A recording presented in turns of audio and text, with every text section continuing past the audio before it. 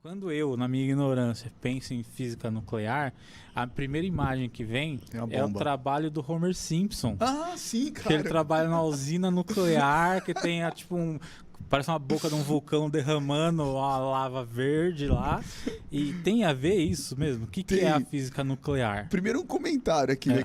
É uma ironia Homer Simpson na usina nuclear. É o pior trabalhador do planeta, cara. Meu Deus do céu, cara. Quem colocou aquele cara lá, velho? É um gênio, cara. Vou colocar o Homer. Eu fico imaginando, né? Assim... tinha um professor, Chaz, antes a gente... Fica tranquilo, fica tranquilo. Olha só, tinha um professor que eu tive no mestrado que ele falava assim, cara, pra você entender o que aconteceu em Chernobyl, basta você assistir o Homer Simpson. Não fui eu que falei, tá? Não, e ó, ninguém tá zoando o que aconteceu lá em Chernobyl também, fique claro. Que fique claro, Mas na verdade foi uma tragédia. Foi, e aí a gente vai Mas a chegar lá tragédia foi sim um efeito ali, digamos assim... De um Homer Simpson, né? De alguns Homer Simpsons ali que estavam ali... comendo rosquinha em cima da mesa com os pés pra cima. Mas a usina nuclear... Posso falar aqui de... Fica à vontade. O espaço é seu, a gente tá aqui para isso. Eu acho legal a gente falar porque a usina nuclear ou os eventos nucleares, eles trazem uma ideia ruim. A maioria das perguntas que eu recebo em rede social, quando vão perguntar, não é como funciona uma usina, não é como a gente pode usar isso para benefício, mas como faz uma bomba. Pô, meu cara... É como se fosse uma coisa que você fosse responder assim, falando, ó, você pega isso, junta aqui. Entendeu? Então, o que eu tô querendo dizer, assim, muito mais do que essa questão, essa visão mítica de que a energia nuclear é péssima, a gente tem que lembrar que hoje a gente tem muitos benefícios, gente, com energia nuclear. Muitos benefícios, né? Você tem países aí que usam a energia nuclear como matriz principal, não que isso seja o ideal, não tô falando que isso é ideal, tô falando que é uma finalidade. Você tem outras aplicações de energia nuclear, como, por exemplo, na medicina, gente. Imagina, Chess, se você tivesse... Não vai acontecer com você, pelo amor de Deus, mas imagina, tô com um negócio aqui dentro, mas não sei o que é. Tem que abrir para ver. Não é melhor fazer um raio-x? É bem melhor, né? Não é melhor fazer uma tomografia computadorizada? Não é melhor fazer um positron emission tomography? Fazer um PET? Positron emission tomography. É uma tomografia por emissão de positron. Cara, não é melhor? Bem melhor. Isso não é melhor? Eu acho que é melhor, né? De repente... Então... não sei o que é isso, tô concordando. Concordando. Eu vou concordar. Concordando. Gente, é melhor. Então, a gente tem que tirar, inicialmente, assim, tira o mito. O conhecimento, o conhecimento da energia nuclear não é para se fazer bomba. O homem que deu essa finalidade. Entendeu? O conhecimento, ele pode e deve ser usado para o bem. O que aconteceu em Chernobyl, ou o que aconteceu aqui no Brasil, né, e aí com o Césio 137, são exemplos de como a mão humana pode digamos assim, destruir algo que pode ser maravilhoso. Mas nesses casos que você falou, a gente vai entrar em cada um deles também para dar um panorama, porque eu estudei muito sobre isso, eu sei exatamente o que foram. Não, mentira. Mas eu li um pouquinho, eu sou curioso, eu li bastante coisa. Você é curioso? Mas esses dois casos foram... Os dois casos, na minha visão, foi negligência. Foi. Porque, assim, vamos começar falando do Césio 137, que é uma pergunta que eu queria fazer. Por que é 137? É o número a massa atômica dele. É que o césio é o elemento químico, tá lá na tabela periódica. Só que esse césio, o que classifica um elemento? O que diferencia o césio do plutônio, do urânio, ou de mim e de você? Qual que é a diferença entre eles? O número assim que a gente define, quimicamente falando, como que eu diferencio um átomo do outro? O número de prótons. Só isso que muda? É só isso. Então o que é o césio 137? Por que a gente usa 137? Porque você pode ter... O número de prótons é o que define o que é o césio. Só que o 137 é a soma de prótons mais nêutrons. E existem vários tipos não, mas existem alguns tipos de césio, com nêutrons, com número de nêutrons a mais ou a menos. O 137 foi o que causou... Não foi o que causou, foi o homem, mas... mas é o que estava presente lá. É o que estava presente lá na bagaça. Então, isso que é o 137. É para classificar. Esse isótopo do césio. É o 137. É uma coisa mais específica. E aí, se for aumentando, você tem como ir aumentando ou diminuindo o número se você aumentar o número atômico, você vai para elementos mais pesados. O próprio urânio é bem mais pesado que o césio. O tório é bem mais pesado que o césio. Não tem o todo de plutônio, acho que também é bem mais pesado que o césio. O peso 1 é o hidrogênio, certo? Certo. Tá vendo? E aí, mano, você tá demais. Toca a ideia. Cara, tô aprendendo mais aqui do que na escola. Então, se eu pegar esse hidrogênio e adicionar prótons... Sim, ele vai mudando. Ele vai mudando de aumentando, e aí eu posso passar por toda a tabela periódica aí. Exato. É só isso? Atomicamente falando, fisicamente falando, não. Tem algumas outras complexidades para você formar um elemento químico e tal, mas, digamos, basicamente, o basicão, bem grosseiramente. você acertou. Cara, era só isso. Tá vendo? Era 10 minutos de conversa. O que define o elemento químico é o número atômico. Caramba. E aí, em Goiânia, o que foi que aconteceu? Era um Instituto de Radioterapia Goiano, que é aquelas coisas, Chess, que é meio infelizmente, que se Deus quiser vai mudar no Brasil, mas é aquelas coisas, né? Era um instituto que era do governo, que foi deixar largado lá, literalmente largado. E por quê? Porque o dono do terreno pediu o terreno. Sabe aquelas coisas? Uhum. Aí, então você quer o terreno, então eu vou dar o terreno, mas não pagou. Sabe aquelas bagunças? Então é seu, é meu, é deu, enfim, o negócio foi deixado de lado. Entrar na justiça, deixaram rolar.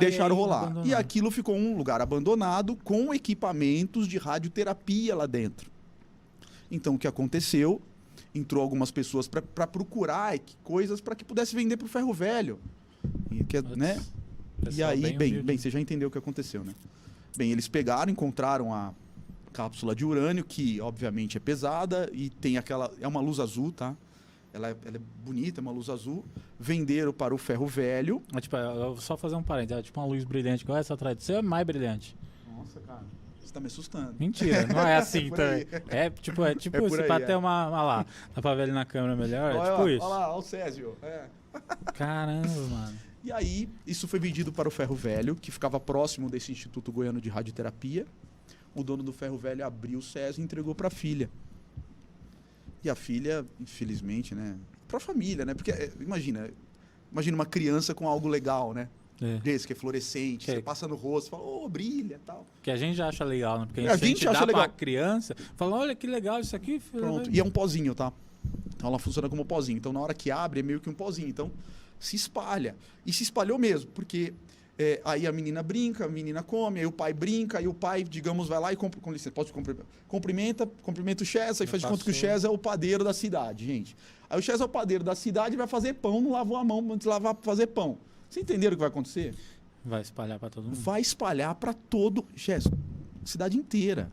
Aquilo, eu tive um professor que foi um dos primeiros a chegar lá. Aquilo teve que ser praticamente, né? Uma cidade, praticamente. Não é que foi, tá, gente? Praticamente. Não vai me processar. Praticamente uma cidade sitiada.